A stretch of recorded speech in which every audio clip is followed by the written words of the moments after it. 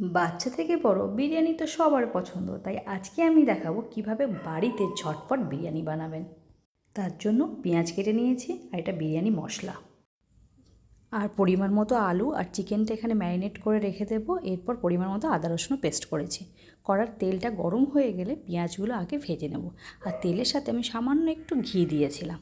পেঁয়াজটা দেওয়ার পর যখন একটু লাল লাল করে আসবে তখন আমি একটু তুলে রেখেছি বেরেস্তার জন্য, আর বাকিটা এর মধ্যে আমি ব্রাউন হয়ে গেছে এখন এর মধ্যে তুলে রেখে দেবো। এবং এর মধ্যে আমি বিরিয়ানি মশলা, একটু হলুদ, লঙ্কা, কাশ্মীরি গুঁড়ো সব কিছু দিয়ে জল ঢেলে দেবো এবং আলুগুলো দেবো, দিয়ে সেদ্ধ করাবো। চালটা 2 ঘন্টা ভিজিয়ে রেখেছি এবং জলটা গরম করে এর মধ্যে তেজপাতা, গরম গোলমরিচ, আদা, এই এলাচ, লবঙ্গ দিয়ে দিয়েছি।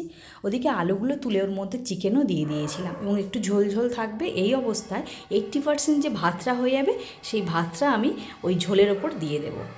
এবং মাংসটার মধ্যে যে আলু আর চিকেনটা যে সেদ্ধ হচ্ছে, জলটা এমন রাখবেন যাতে 80%টা হয়ে যায়। দেখে দুধের মধ্যে জাফরান দিয়ে দিয়েছি আর কেওড়া জল, গোলাপ জল এইসব রেডি করে এরপর আমি ভাতগুলো দিয়ে দেব।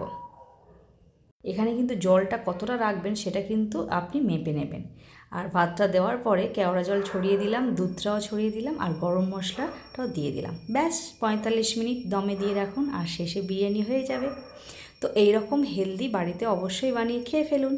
তো চলো আজকের মতো টাটা। কেমন লাগলো অবশ্যই আমাকে জানাবে।